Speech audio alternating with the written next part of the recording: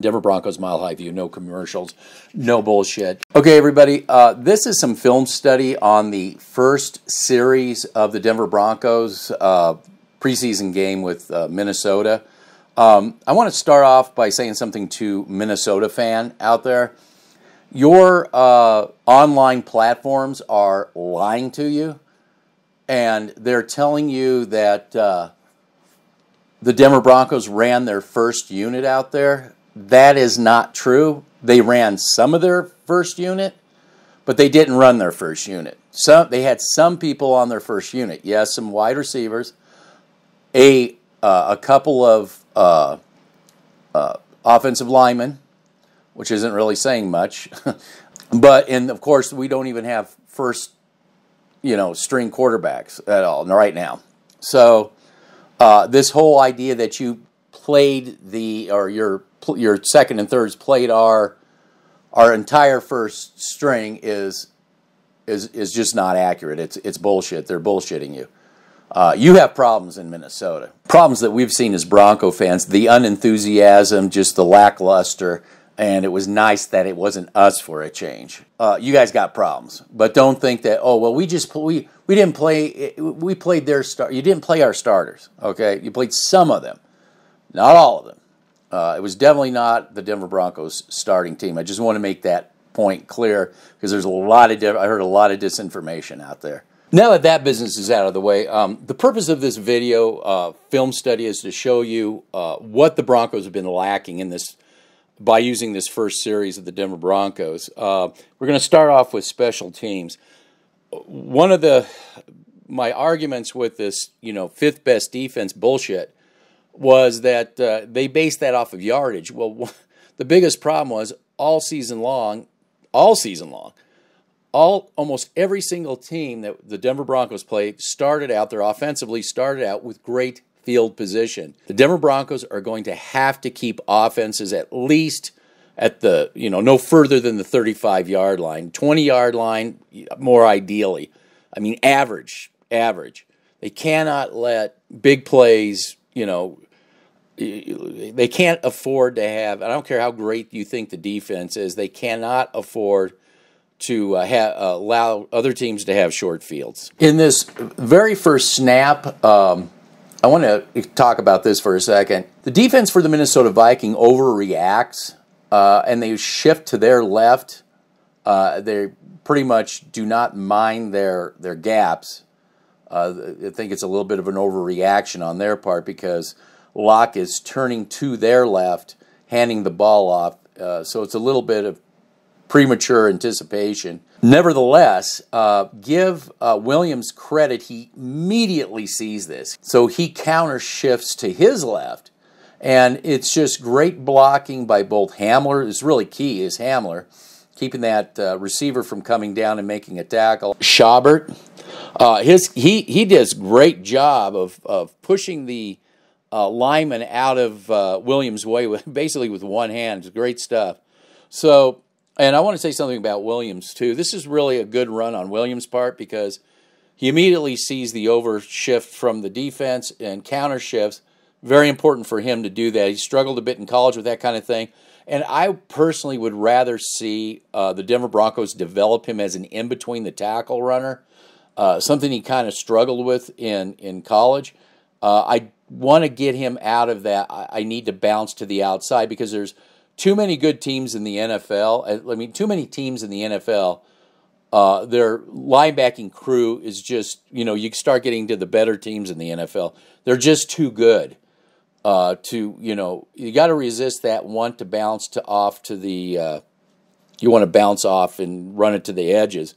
Not saying to not do it. I'm just saying that don't rely on it as a crutch, like that knee-jerk reaction to want to run to the outside. I would really like to see the guy be developed as his vision developed, where he doesn't have to feel he has to bounce. We see that a lot, too. We got good running backs. Then they start to bounce. Things don't work out for them in between the tackles, so they want to bounce out. And today's NFL, a lot of teams are ready for that, and they'll shut that down in a heartbeat. Drew Lock in a press conference was talking about how him and Shurmur got together. and Shurmur was receptive to listening to Drew Lock explain to him what he believes is the type of X's and O's that's successful for him. And I think what you're seeing in this drive, the running game, but more importantly, you're seeing a 2 tight end set as opposed to the 3 wide receiver set that Shurmur likes to run all the time.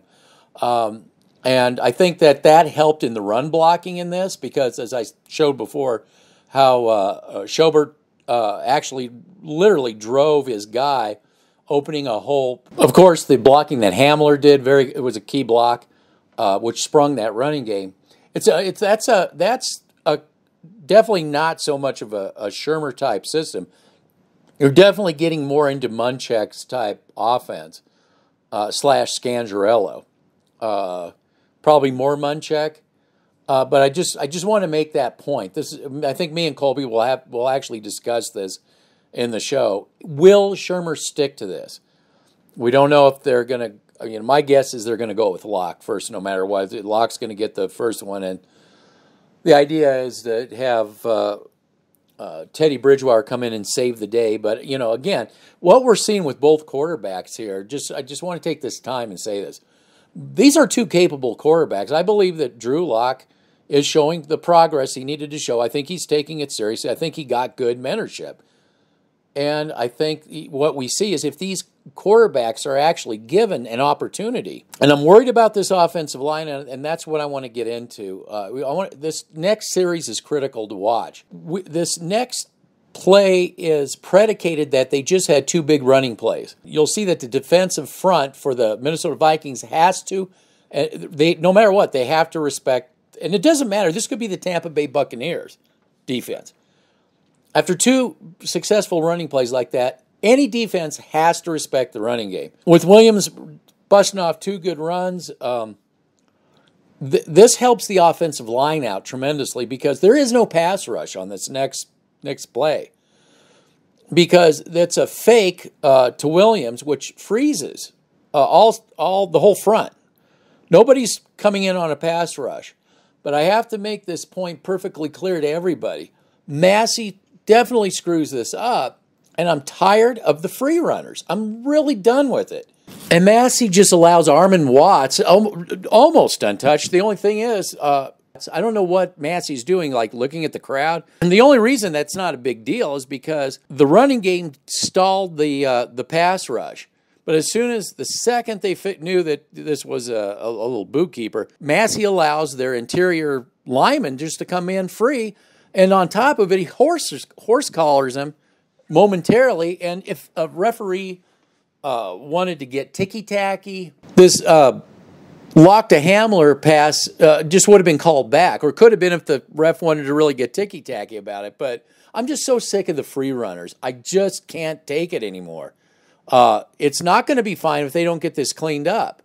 So the two tight end system running game set up this whole drive. The big pass to Hamler, and then we top it off with a running touchdown. I think. What an exclamation on this point. Oh, wait a minute. Jerry Jeudy. Can I just ask people, can we please stop kissing his ass? Can we please stop kissing his ass and hold him accountable?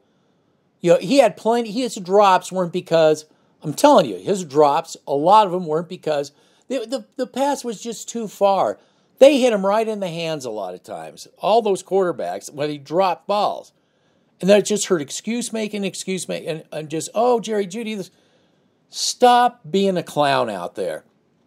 This was ridiculous. I mean, Hamler did an excellent job blocking that, busted open a big hole for Williams. I mean, the least can you do is just, do a simple block. I mean, you think I'm critical about this, but they got to get this stuff cleaned up quick.